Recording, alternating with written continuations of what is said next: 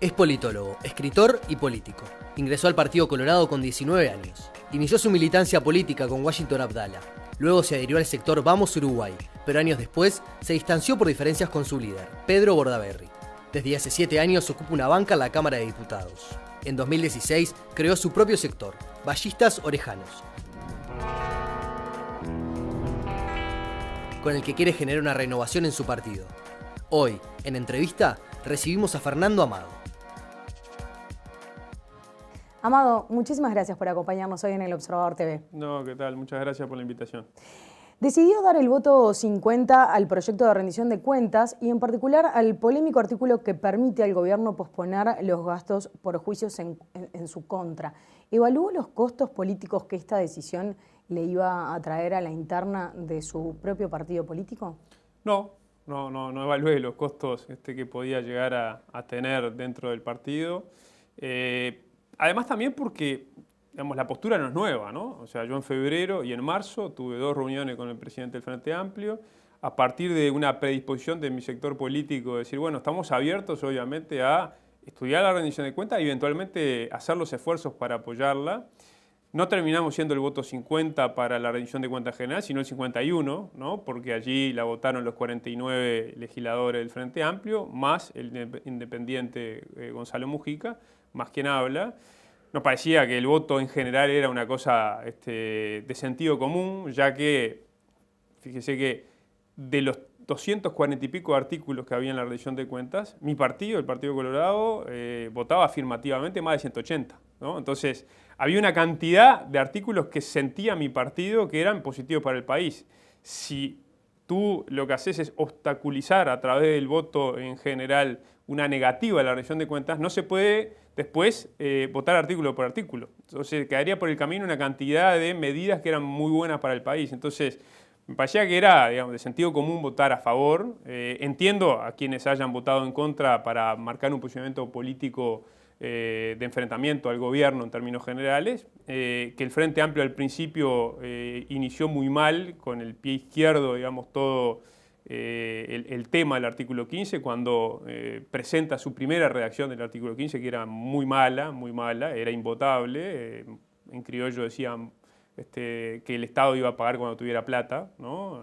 Las sentencias, las demandas judiciales que hubiera perdido en su contra. Eso era propio de una república bananera, ¿no? Después se mejoró esa redacción, ya se pusieron plazos, se puso un plazo concreto, la instancia presupuestaria y revisión de cuentas siguiente, pero para nosotros no fue suficiente. Por eso que en el marco de la negociación que tuvimos con el gobierno, nosotros pusimos algunas condiciones claras. Una de ellas era incidir directamente en la redacción del artículo 15 para, desde nuestra perspectiva, hacerlo decididamente constitucional y para realmente interpretando lo que era el pedido del gobierno, que el pedido del gobierno era, esto no es por el tema de los judiciales, sino esto es para blindar al Estado de eventuales demandas internacionales que pueden venir de multinacionales y que está la de Ratirí por ahí y hay algunas otras más, que el propio presidente de la República, cuando tuvimos la reunión, fue claro en ese tema. Bueno, nosotros pusimos como condición incidir en esa redacción para que, digamos, persiguiera ese fin. Y creo que encontramos un buen equilibrio entre blindar al Estado de eventuales erogaciones muy importantes que pueda llegar a enfrentar a partir de demandas que tenga que afrontar y, digamos, también custodiar el interés particular. El convencional de Canelones, Omar Guirado, pidió que su conducta sea revisada bajo la Carta Orgánica Colorada y habló de graves actos de indisciplina de su parte. ¿Cómo planea su campaña para ser el candidato del Partido Colorado, de un partido además que lo cataloga de esta manera por estas acciones que usted realiza? Bueno, veremos si el partido es el que me cataloga así o si es un convencional. Digo, a ver, la convención tiene 500 miembros, ¿no? Y es natural y es legítimo. Nosotros repetimos muchas veces la frase de que el Partido Colorado es un partido de hombres libres, ¿no? Sí, es como un latiguillo permanente. Sí, no recuerdo, Amado, en las últimas semanas una voz a favor del Partido Colorado que estuviera de acuerdo con su actitud. No, pero una cosa es, está bien, pero una cosa es digamos, estar en coincidencia con mi acción política, ¿no? Y otra cosa es calificarla de acto de indisciplina o pensar de que esto tiene que ver con algo ético, moral y que tiene que dirimirse en la Comisión de Ética del partido. Son cosas distintas. O sea, debate político sí, y es natural. O sea, de hecho, bienvenido que en el Partido Colorado hay debate, hay diversidad, hay diferencias y que en este caso me toca a mí estar en minoría. En otros casos me ha pasado que no ha sido así. A mí me parece que eso es natural y es más, yo auguro de que esto va a suceder mucho más y con mucho más intensidad y más frecuentemente. Entonces, debate político, sí, en este tema claramente mi sector está en una postura minoritaria dentro del Partido Colorado. Claro, pero ¿qué dirigente, bueno, con trayectoria, usted siente que lo respalde? ¿De dónde viene el apoyo para Fernando Amado desde el Partido Colorado? Por ejemplo, el expresidente Julio María Sanguinetti lo tildó recientemente de un niño rebelde, que juega a ser un niño rebelde. ¿Cómo posicionarse de cara a una campaña y teniendo en cuenta que usted ya lanzó su precandidatura de cara a 2019? A ver, que Sanguinetti primero se ocupe de uno ya es motivo de prestigio, digamos, ¿no? Porque podría decir, bueno, no, yo no opino sobre él, digo, que es una actitud a veces muy típica de quienes ya están por arriba del bien y el mal y están en otra dimensión, ¿no? Entonces, pero además en esa misma entrevista, así como señala eso, señala, bueno, digo, capaz que es bueno para el partido, si es bueno para el partido, bienvenido, lo que hace. Yo creo que este tipo de cosas muchas veces se vuelven contra el inventor, pero si es bueno para el partido, arriba, ¿no? Como también hace unos meses cuando nosotros lanzamos el sector, que una de las cosas que tenía como eje era una crítica fuerte a los liderazgos, incluso del doctor Sanguinetti. El doctor Sanguinetti yo lo escuché más de una vez decir, a ver, si Amado siente que por este camino puede juntar algún voto para el Partido Colorado, bienvenido, ¿no? Es decir, una actitud, digamos, puede ser crítica, una actitud en este caso concreto que tú señalabas, de cierto botijeo, de cierto ninguneo, propio también de una actitud soberbia muchas veces, que nos ha costado caro en el Partido Colorado, porque por algo el Partido Colorado está en el 7%, y no es por Pedro Bordaberry, digo, todo el mundo conoce mi diferencia con Bordaberry, pero la realidad del Partido Colorado, digamos, de desenganche con la ciudadanía, no viene y no es culpable Pedro Bordaberry, es un proceso de deterioro muy largo, entre los cuales uno de los ingredientes que yo estoy convencido que erosionó esa confianza, esa cercanía, esa ida y vuelta que había con una parte de la población que era la que respaldaba el Partido Colorado y lo mantenía el gobierno, fue la soberbia, ¿no? Pero a ver, a mí me parece que lo que pasa que es un tiempo nuevo en el Partido Colorado en donde se está rearmando todo adentro, hay sectores nuevos, es una nueva realidad en donde también se van a tener que acostumbrar todos a que existen nuevos sectores. Mi sector es uno de los nuevos que existe, que va a tener sus posicionamientos políticos, que a veces estará en consonancia con la mayoría del partido, a veces no. Mientras se discuta en un terreno de respeto y de política, a mí me parece que está bien, porque ahí haríamos sí realmente honor a esa frase que repetimos como loro de que el Partido Colorado es un partido de hombres libres. Claro, pero ¿y cómo responde usted a las críticas que le surgen desde el propio Partido Colorado, que también salen a hablar con la gente y que dicen, Amado juega solo, no juega para el partido? No, yo juego para el partido. Puedo jugar solo, pero para el partido. O sea, ¿Y por qué juega solo con Vázquez?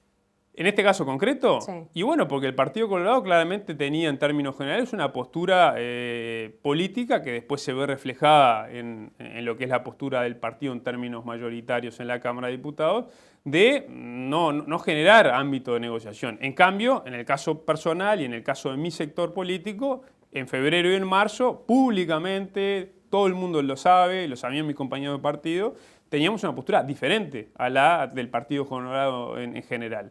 Y bueno, es parte de, o sea, tengo 2 o 3 ejemplos muy concretos de situaciones similares que pasaron no hace tanto tiempo. Cuando Vamos Uruguay, yo fui fundador de Vamos Uruguay en el 2007, la primera decisión política trascendente que tomó Vamos Uruguay fue la de acompañar al presidente Vázquez, en aquel entonces presidente en su primer mandato, al día del acto de Nunca Más, aquel que convocó el presidente en la Plaza Independencia, ¿no? El 19 de junio. Fue la primera decisión política trascendente del sector Vamos Uruguay.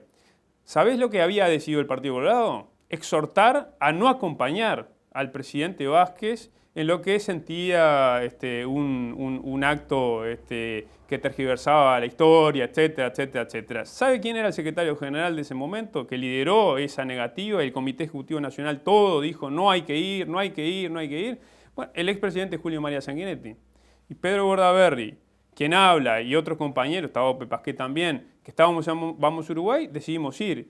Y no pasó nada, porque digo, el Comité Ejecutivo Nacional puede decir algo y un sector del Partido Colorado puede sentir que no lo representa en esa decisión. De hecho, me acuerdo que también en ese entonces Oscar Magurno también asistió, desoyendo lo que era el Comité Ejecutivo Nacional.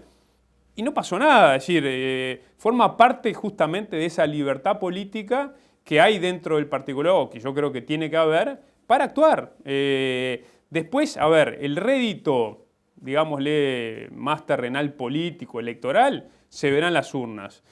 Por otro lado, si hay faltas éticas, etcétera, bueno, habrá la posibilidad de quienes lo entiendan conveniente presentarse ante el Comité de Ética, plantearlo y eventualmente, si hay lugar, se dará esa discusión. A mí la paradoja también que se da en estos tiempos con estas cosas es que hace un año y pico, cuando hubo situaciones también muy así tensas, después de la elección departamental, porque hubo varios integrantes del Partido Colorado que directamente apoyaron a integrantes del Partido Nacional Interior del país, y el expresidente Jorge Valle en aquel momento había salido en San José también a decir, bueno, no, hay que votar al Partido Nacional Derecho Viejo, ¿no? Habiendo candidato colorado, hubo todo un tema de mandar al Tribunal de Ética Política a todos esos correligionarios que se habían jugado por otro partido antes que por el nuestro, por el Partido Colorado. Yo fui uno de los tantos compañeros del Partido Colorado que salimos a defender a los candidatos colorados. En aquella convención, me acuerdo que varios nos tildaban a quienes habíamos defendido al Partido Colorado, no solo yo, sino varios, de traidores. ¿Por qué? Por querer mandar a la Comisión de Ética a otros compañeros, entre los cuales estaba Jorge Valle, que habían tenido una actitud distinta, que habían salido habiendo candidatos colorados a intendente, decir, vayan a votar directo a candidatos del Partido Nacional. Usted habla de renovación, de un tipo de política, de hacer una política diferente. Ahora, ¿los colorados quieren un partido como el que usted propone? Mirá, el tema es si uno... o sea, yo quiero al Partido Colorado y siento que la herramienta Partido Colorado tiene la vigencia y tiene la utilidad que tuvo a lo largo de la historia. Claro, el tema pero es, ¿qué Partido Colorado quiere? Claro, ¿Quiere el Partido Colorado de los últimos 30 años? ¿Quiere el Partido Colorado de la década del 50? ¿Qué Partido Colorado quiere Fernando Amado? Si me dice qué partido quiero el partido de hace 100 años, ¿no? No con las temáticas de hace 100 años, porque el mundo cambió, todo cambió, ¿no? Entonces, tendría el gran desafío es tratar de, digamos, desentrañar y interpretar realmente la esencia del vallismo, que es la igualdad de oportunidades, es la filosofía de la igualdad de oportunidades, de proteger al más débil justamente en la línea de darle igualdad de oportunidades.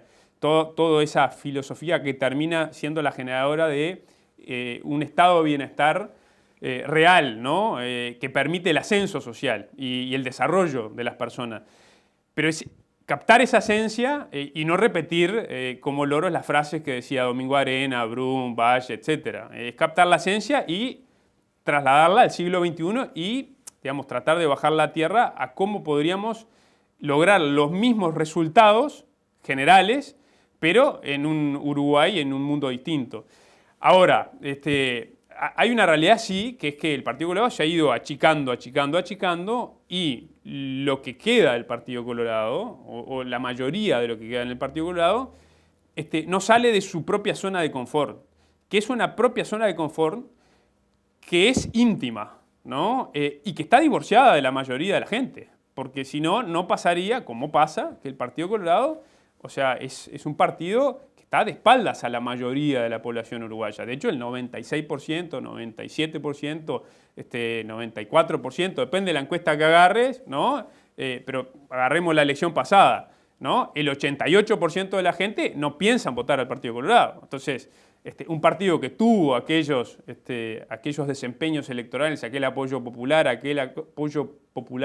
de las mayorías de la población del Uruguay que le permitía estar en el gobierno y haber estado tantos años en el gobierno, bueno, se fumó, no existe más, ¿no? Entonces, si vos me decís, bueno, capaz que lo que nosotros planteamos no cae muy bien o no tiene mucho recibo en el 6% del Partido Colorado actual, sí, sin duda. Bueno, de acuerdo a la última encuesta del Grupo Radar del mes de julio, sí. Se preguntaba qué tan probable es que usted vote a y si fuera candidato a la presidencia. Los consultados prefirieron, votantes del Partido Colorado, a Sanguinetti en primer lugar, a Hierro López, a Ernesto Talvi, a José Amorín, todas ellas figuras, primero, que le sacan edad a usted, unos cuantos años, sí, y que además, salvo Talvi, los otros representan tal vez la política, bueno, que ya se viene, digamos, llevando adelante en el Partido Colorado en las últimas décadas.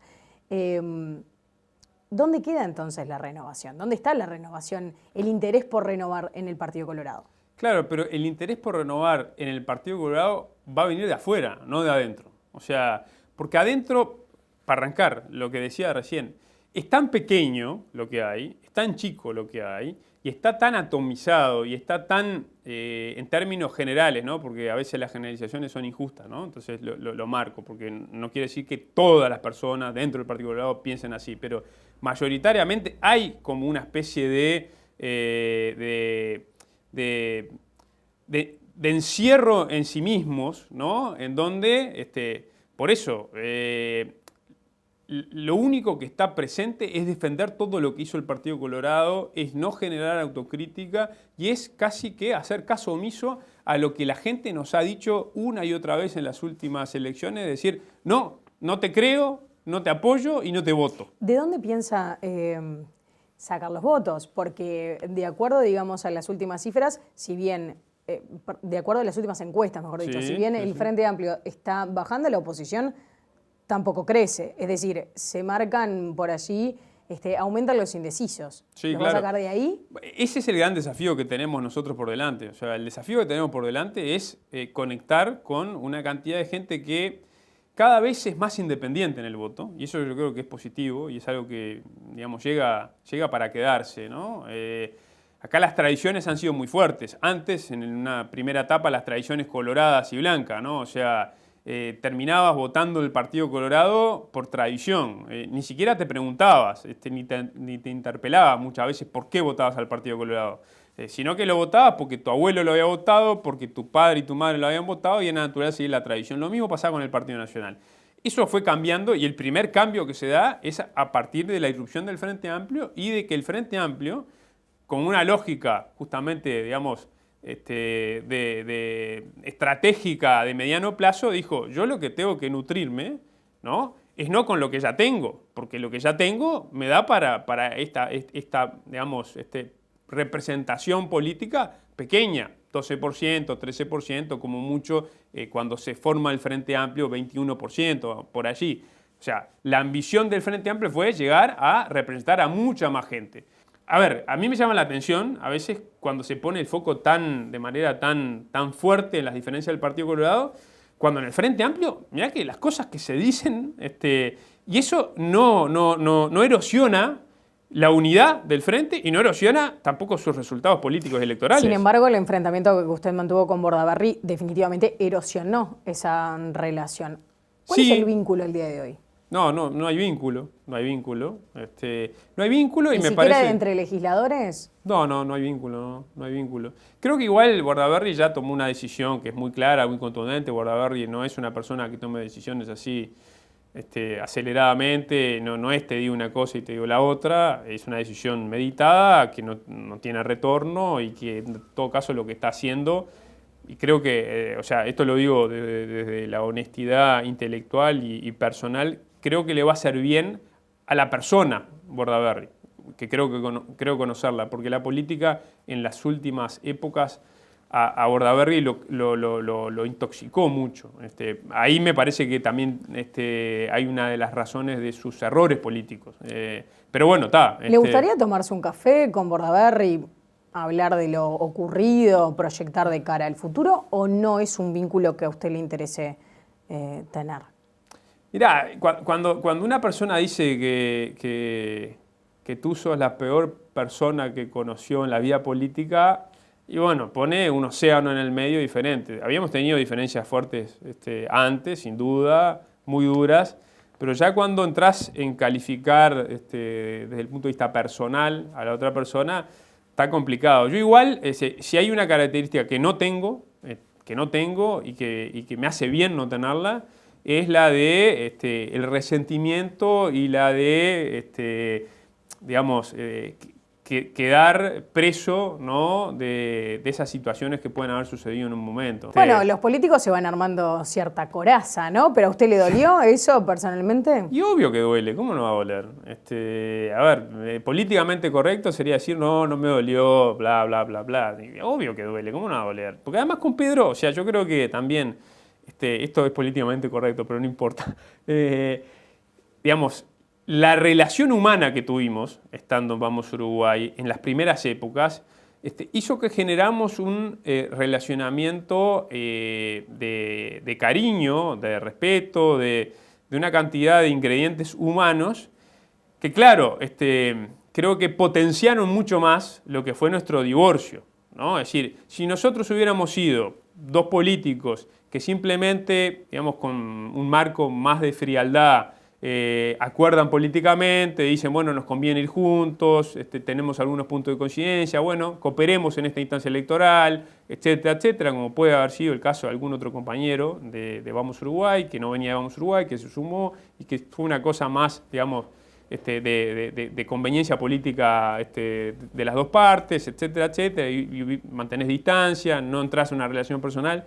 Pero no fue lo que me pasó a mí con Pedro. O sea, con Pedro, de alguna manera, desde que fundamos Vamos Uruguay, fuimos generando una relación personal que tenía sentimientos, que no era, viste, solo jugadas políticas y bueno, vamos a juntarnos con Pedro y Pedro se junta con nosotros porque nos sirve estar los dos juntos, etc. Entonces, eso yo creo que inevitablemente potenció mucho también todo lo que fue el contenido de ambas partes, en donde nos sentimos mal con la otra persona, ¿no? Y nos sentimos traicionados por la otra persona en más de una oportunidad, y el ingrediente, si querés, sentimental, lo potenció. Hace algunos días aquí vino y fue entrevistada en El Observador TV la senadora nacionalista Verónica Alonso y señaló que Edgardo Novick sería un buen aliado del Partido Nacional ante un eventual balotaje con el Frente Amplio. ¿Usted a quién apoyaría en ese escenario? No es algo que esté en mi agenda. Bien, pero convengamos que es, dentro de las posibilidades, el escenario más probable. ¿El del Partido Nacional y del Frente Amplio? Sí. Sí, es el escenario más probable, sería necio no verlo. Faltan 2 años y algo, pero básicamente es el escenario que se está proyectando. Lo que pasa es que, a ver, nosotros estamos metidos en un baile que es tratar de recuperar, renovar, cambiarle la cara, las ideas, presentarle a la sociedad un Partido Colorado diferente. Cuando lleguemos al puente del balotaje, te digo con quién lo cruzo, o si lo cruzo solo, o si lo cruzo con alguien en concreto, pero de acá a allá falta mucho tiempo. Lo que sí me parece importante es señalar que nuestra postura es la misma que venimos sosteniendo hace mucho tiempo, que es, para el bien del Partido Colorado, la necesidad de volver a tener un Partido Colorado con grados de independencia política frente a los otros partidos políticos del sistema total. Es decir, salir de esa lógica en la cual el Partido Colorado automáticamente, casi que como reflejo, va a estar acompañando cualquier cosa que sea de la oposición para ir contra el frente, ¿no? Es decir, yo creo que llegó un momento en donde el camino a recorrer es el de la equidistancia, la misma distancia del Frente Amplio que del Partido Nacional, que del Partido Independiente. Hay sectores del Partido Nacional con los cuales quienes somos vallistas podemos tener más sintonía, con sectores wilsonistas, naturalmente con sus alas más izquierdas, más progresistas. Es natural que con el Frente Amplio, con sus alas ortodoxas, que bueno, están muy lejos de una visión republicana no tengamos muchas coincidencias, pero podemos tener coincidencias sí con otras alas del Frente Amplio, con el Partido Independiente también podemos tener nuestras coincidencias, por ejemplo, con las cosas que tienen que ver más con una visión socialdemócrata, no cuando el Partido Independiente, digamos, triunfa una visión más social cristiana, ¿no? Allí los vallistas que somos laicos y tenemos otra visión de la laicidad y una cantidad de cosas, quizás tenemos chiporroteo con el Partido Independiente, pero para mí ese es el esquema del Partido Colorado que se viene, un partido que tiene que transformarse en engranaje, ser consciente de la realidad política del Partido Colorado de hoy, de la que tiene por delante, sin dejar de pensar, añorar, soñar, proyectar y estar convencido que el Partido Colorado va a volver a ser un partido importante en el Uruguay desde el punto de vista del apoyo popular, pero que eso va a requerir tiempo, y transitar, digamos, esta etapa creciendo desde los cimientos en base a dejar claramente establecidos los cimientos, las convicciones, las ideas, el camino que va a recorrer, y esa posibilidad de ser el partido que termine con la política de bloques. Además de la rendición de cuentas, ¿conversó, por ejemplo, de la instalación de la tercera planta de celulosa aquí en Uruguay? No estuvo sobre la mesa. No estuvo sobre la mesa, no. Te diría que después del tema Venezuela, que llevó un rato, entramos derecho al tema de la rendición de cuentas, y sí hablamos de otro tema que para nosotros era muy importante, que lo habíamos planteado como aspiraciones al gobierno en torno a la negociación de la rendición de cuentas, que sabíamos que era difícil, digamos, materializarlo, meterlo en la rendición de cuentas. Esperemos que cumpla el gobierno en eso también, que es la necesidad de generar un ámbito interpartidario para tratar realmente de encontrar los núcleos de privilegio desde el Estado a los actores políticos. Es decir, necesitamos, creo, mensajes muy claros a la ciudadanía de austeridad republicana, de dejar excesos que puedan existir en la administración pública, de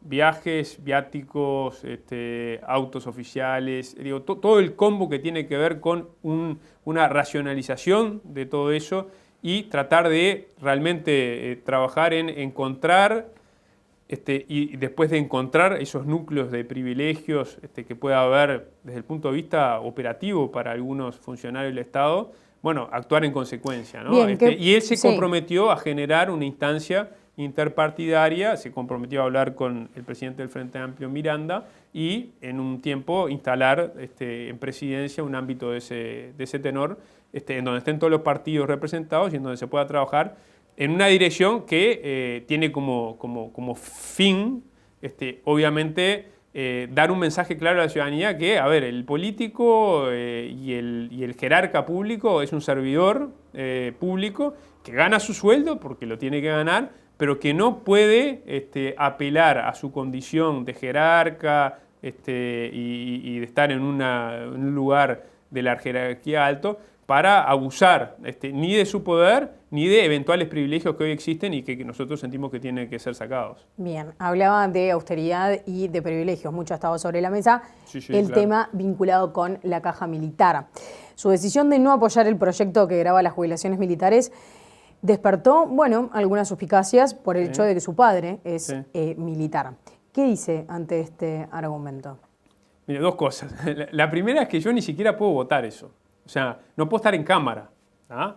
Es decir, tiene que entrar alguien, o sea, mi suplente, porque es muy claro el reglamento de la Cámara de Diputados en torno a que si se va a aprobar, si se va a tratar, digamos, un proyecto en el cual el legislador puede tener algún vínculo, ¿no?, de familiaridad, de cercanía, de interés particular, tiene no solo que declararlo, sino que no está escrita la obligación de irse, pero lo normal, lo habitual y lo deseable es que uno no esté, porque si no es arte y parte, ¿no? Bien, pero pasó en el pasado digamos, su suplente imagino que tiene la misma postura. Claro, mi suplente que no es mi suplente, o sea, es una cosa muy rara. Mi suplente no se vino conmigo a Ballistas Orejanos, es del sector Vamos Uruguay, no es ni siquiera de mi grupo. O sea que es mi suplente desde el punto de vista legal y desde el punto de vista logístico, ¿no? O sea, yo me voy de sala y entra alguien que es mi suplente porque en la lista de Vamos Uruguay iba en el lugar de suplente. Ahora, no responde a mí, ¿no? Es decir, no responde ni a mí, ni a mi sector, ni a mi grupo. Entonces, bueno, la persona que en este caso se llama Diane Martínez, no sé, actuará según su leal saber entender. El Partido Colorado, o sea, todo ha tenido una posición clara en torno a esta situación. El Comité Ejecutivo Nacional ha hecho alguna declaración concreta en estar en contra de. Ahora, Diane, claro, no sé si hará eso o no lo sé. No, convengamos, digamos, que usted en más de una oportunidad ha manifestado su no interés en seguir la disciplina partidaria. De hecho, sí, claro, lo expuso. Digo, por suerte no hay disciplina partidaria. Claro, en este caso tal vez usted no coincide con la visión del Partido Colorado y entiende que sí, efectivamente, se tiene que llevar adelante una reforma. No, yo estoy convencido que se tiene que llevar a cabo una reforma. O sea, eso a mí me parece que no resiste análisis. El tema y la discusión, que la puso también el expresidente Mujica y algún otro integrante arriba de la mesa, es que, y en esto yo soy muy crítico con el Frente Amplio, en el tema Fuerzas Armadas, que era un tema realmente interesante ver cómo el Frente Amplio iba a manejar por la, digamos, relación histórica de enemistad que había tenido y había generado con las Fuerzas Armadas, cuando se transformara en mando superior a través del Poder Ejecutivo del Presidente de la República. Bueno, cómo iba a comportarse con las Fuerzas Armadas, cómo iba a generar ese relacionamiento. El Frente Amplio, su estrategia, hoy con el diario Lunes, también lo digo con claridad, fue, si bien fue muy claro en algunos aspectos como el tema de derechos humanos, en entrar a los cuarteles, en lograr avances en materia, creo que fueron muy positivos, de derechos humanos, como abrió un flanco ahí muy fuerte de enfrentamiento con las Fuerzas Armadas, ¿no? Y de hostilidad interna y de enojo y de molestia, etcétera, etcétera, el Frente Amplio, ¿qué hizo? En el 2007, con la ministra Susana Berruti, largó una cosa que llamó Debate Nacional sobre la Defensa Nacional, sí, en donde participaron académicos, políticos, militares, etcétera, etcétera. Y lo que se trató fue, desde mi punto de vista, una enorme cortina de humo para después terminar finalmente en aprobar una ley, ¿no? Promovida por el Frente Amplio, una nueva ley orgánica de las Fuerzas Armadas, en donde en realidad lo que se dijo es todo queda como está. O sea, no hay reforma en las Fuerzas Armadas. Que eso le dio tranquilidad a las Fuerzas Armadas, que no querían reformarse. Entonces, ese es el gran debe, desde mi punto de vista, del Frente Amplio. No reformar la caja militar, porque pasaron 12 años y no la reformaron antes, era porque no era tan importante. Ahora es importante para conseguir algún mango porque Astori lo precisa.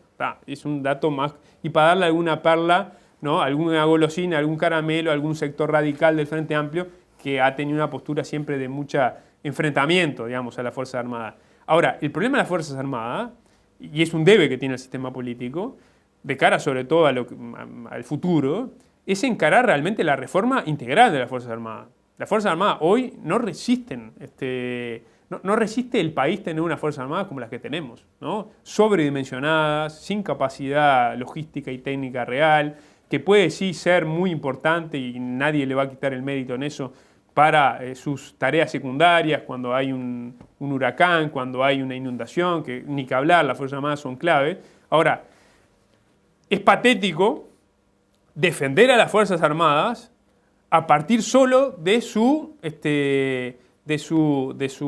actividad secundaria o de su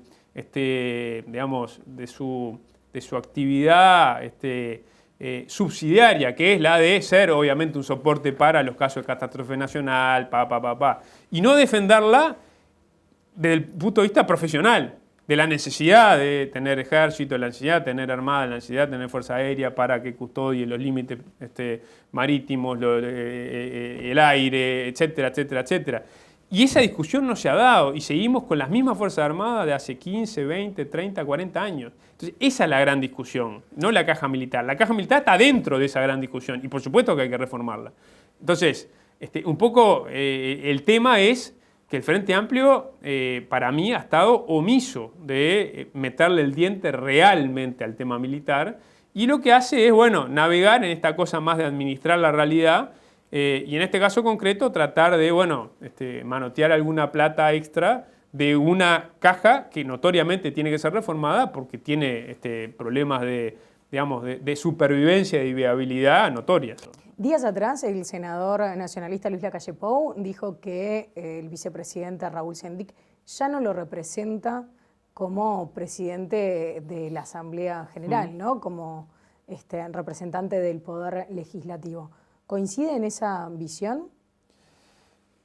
A ver, yo soy de los que dice que el presidente Vázquez y el vicepresidente Sendic son mis vicepresidentes y mi presidente, porque digo, yo no los voté, o sea, yo voté en blanco en el balotaje, pero más allá de eso, un demócrata o un republicano, después de que la ciudadanía se expide, bueno, es el presidente de todos, es el vicepresidente de todos. El caso del vicepresidente Sendic, lo que pasa es que, digamos, ha caído sistemáticamente en una cadena de actos que realmente sí están reñidos con la ética, con la moral, con la honestidad, con la transparencia, con características absolutamente necesarias en el desempeño de un cargo de esa envergadura. Entonces,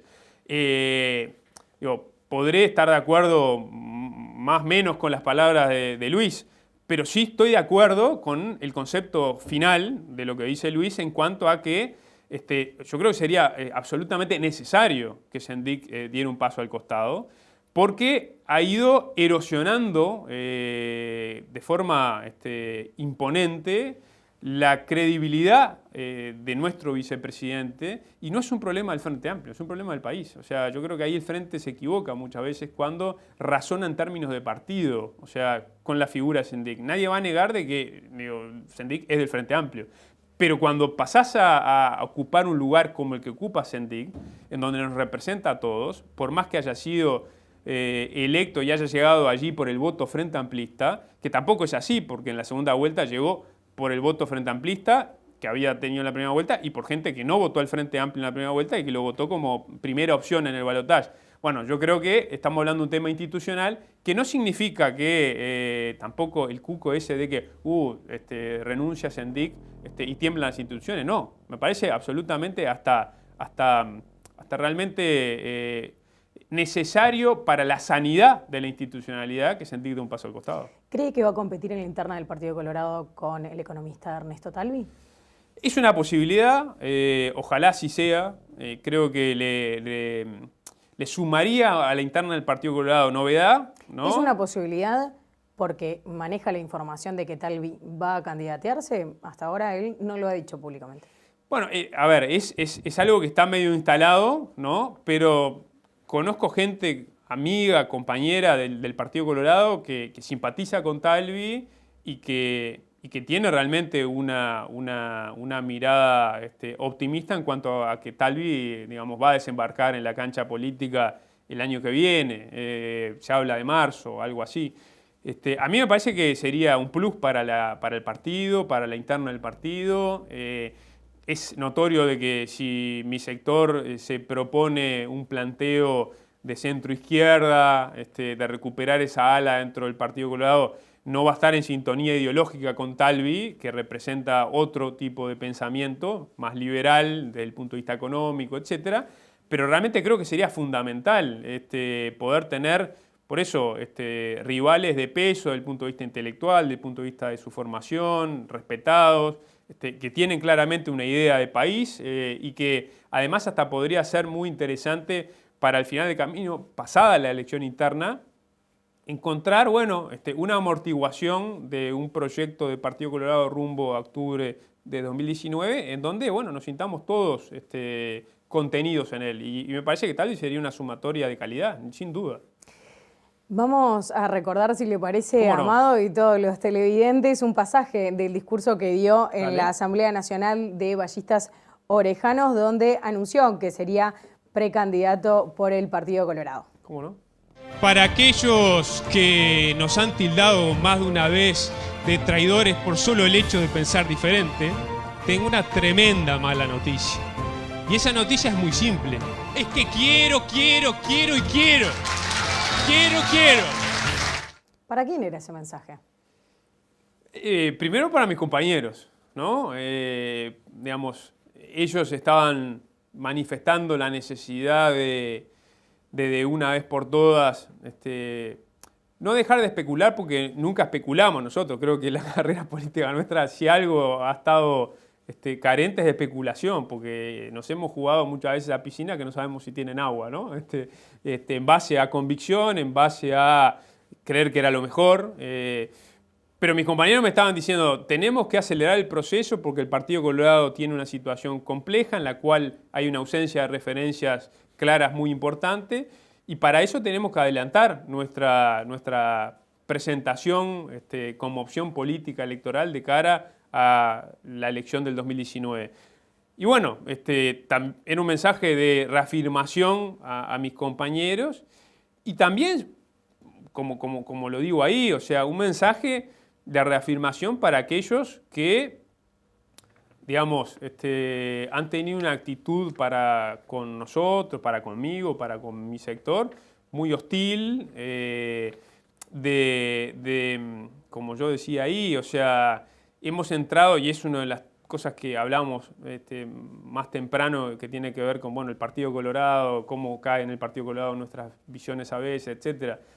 O sea, del Partido Colorado hay que desterrar esa idea de que por pensar distintos es traidor, ¿no? Porque es como un mote, es un latiguillo que está muy a la mano para intentar, ¿no? Homogeneizar y no dejar pensar. Luego de que el caso Sanabria salió a la luz, Sí. varios dirigentes colorados, incluso usted, dijeron que era Vox Populi sus Sí. prácticas mafiosas. ¿Por qué no se denunció ante la justicia, ante el Banco Central, o por qué no se hicieron públicas estas prácticas antes? Claro, porque, a ver, eran prácticas mafiosas del estilo político, ¿no? O sea, del estilo económico yo no las conocía. Es decir, de hecho, el caso concreto de todo el cambio Nelson, creo honestamente que ni siquiera lo conocían algunos de los políticos más cercanos a Francisco Sanabria. Germán Cardoso, por ejemplo, Sí, ¿no? yo no creo que Germán supiera a carta cabal lo que pasaba en el cambio Nelson. Sí, sabía, digamos, la logística de negocios de Sanabria, ¿no? O sea, de los distintos negocios que tenía, etcétera, etcétera. Pero ¿y a no, nadie le llamó la atención de dónde sacaba la plata Sanabria para financiar el Partido Colorado? A mí me parece que no. Es decir, él tenía una cantidad de emprendimientos muy claros que tienen que ver con la agropecuaria, que tienen que ver con los cambios, que tienen que ver con algunas otras cosas que yo no tengo ni idea, pero seguramente los que más lo conocen deben tenerla, que a la luz de esa época eran actividades económicas lícitas, ¿no?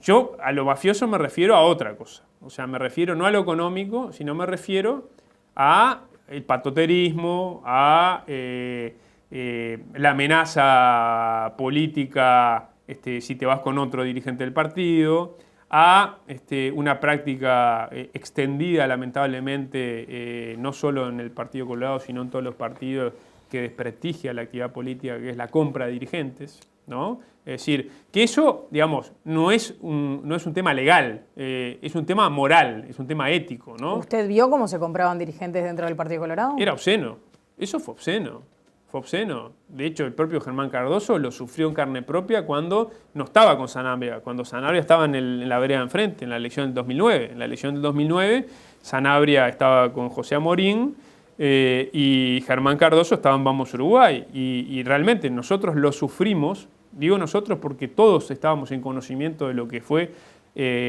la peripecia personal de Germán Cardoso en esa elección, en donde, digamos, los Sanabria le hicieron la vida imposible a Germán en todos los ámbitos, desde la compra de dirigentes, desde las llamadas telefónicas anónimas en la madrugada a la casa de Germán, una cantidad de cosas. Y a eso me refiero yo cuando digo Ahora, ¿y prácticas cómo se mafiosas. pueden tener, digamos, esas prácticas mafiosas y después finalmente acordar, como hizo Cardoso y todo Vamos Uruguay, Bueno, esa es una pregunta para con Germán Cardoso. Sanabria? Es una pregunta para Germán Cardoso porque y como para Pedro en todo caso. Bien, pero como usted lo está defendiendo ahora, digamos, en sentido de lo que fue víctima Cardoso, después, ¿cómo se explica? Porque usted, digamos, ahora también además políticamente se lleva bien, lo decía hace un ratito, Sí, yo me que llevo se bien lleva con muy bien Germán. con Germán Cardoso. ¿Cómo, digo, se dio tan giró 180 grados esa situación. Bueno, fue una de las razones por las cuales ese caso y algunos casos similares que fueron pasando en Vamos Uruguay, fue una de las razones principales de nuestro malestar en Vamos Uruguay, en el cambio de filosofía del sector. Nosotros, con Vamos Uruguay y con Pedro, nacemos con dos eslóganes muy claros: una nueva forma de hacer política y el nuevo Partido Colorado. Y en esos eslóganes había atrás una carnadura muy clara que era: nosotros no queremos la forma de hacer política de algunos viejos dirigentes del Partido Colorado que, bueno, tienen determinada forma de hacer política. Entre ellos estaba Sanabria. O sea, Sanabria, en la primera etapa de Vamos Uruguay, era, digamos, el ejemplo a no seguir, ¿no? Como era el ejemplo a no seguir Hackenbruch y era el ejemplo a no seguir otros ejemplos. Entonces, en Vamos Uruguay, cuando empieza a cambiar la esencia y Bordaberry empieza a abrir Vamos Uruguay hacia el ingreso de figuras que representaban la antítesis de lo que era la esencia inicial de Vamos Uruguay, nosotros empezamos a sentirnos realmente mal. Yo se lo planteé a Bordaberry más de una vez. Fue motivo de problemas y de distanciamientos internos. Y bueno, fue parte de lo que sucedió en Vamos Uruguay. ¿Le consta que hoy, dentro del Partido Colorado, haya otros dirigentes de aquí de Montevideo o de otros puntos del país que continúen con esas prácticas mafiosas, y lo cito textual a usted, con la compra de dirigentes, con los dudosos financiamientos de las campañas, con la compra, con estas amenazas de si te vas para otro lado del sector? Es una buena pregunta. No veo hoy en el horizonte del Partido Colorado, nombrándote las figuras que te nombré hace un rato de la primera línea del Partido Colorado, no veo eso. Eso no lo veo. Estaba muy focalizado en algunas figuras concretas, ¿no? Que terminaban siendo funcionales a algunos sectores, por supuesto, ¿no? Pero estaba más vinculado a figuras con una gran ascendencia caudillesca, general departamental.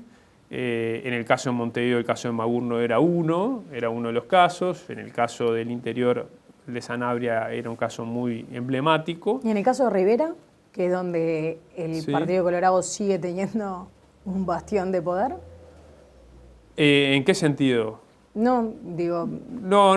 Decía, en algunos lugares donde permanecen caudillos. Bueno, en Rivera no, hay unos Rivera cuantos. Sí, en Rivera por suerte tenemos caudillos y por suerte, además, o sea, se ha logrado un esquema de presentación política y electoral del partido en donde una y otra vez se le ha dado el respaldo popular, no solo a Tabaré Viera, sino, bueno, a Marne Osorio, ¿no? que ha logrado ser nuevamente reelecto. Y allí también se dio, yo siempre digo lo mismo con Rivera, es el único lugar en donde el Partido Colorado ha seguido siendo pueblo.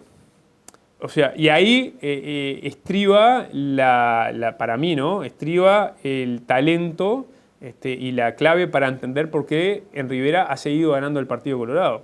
Porque no necesariamente tener el poder significa, digamos, asegurarte determinada posibilidad de ser reelecto. Si no, el Partido Colorado no hubiera perdido nunca a nivel nacional, el Partido Colorado nunca hubiera perdido en Canelones, nunca hubiera perdido en todos los lugares donde perdió. Sin embargo, en Rivera sigue gozando de muy buena salud la administración colorada. Y para mí tiene que ver con la administración desde el punto de vista departamental, municipal, pero tiene mucho que ver con cómo es el Partido Colorado en Rivera. Y yo las pocas veces que he ido me he dado cuenta que el Partido Colorado en Rivera es un partido que está mezclado con la gente, que está mezclado con el carnaval, que está mezclado con las comisiones de fomento de vecinos, que está mezclado con toda la cosa popular típicamente vallista. Es decir, no está lejos de la gente, está cerca de la gente. Y creo que eso es lo que le da el diferencial. El problema es, y el desafío es que el Partido Colorado a nivel nacional vuelva a hacer eso.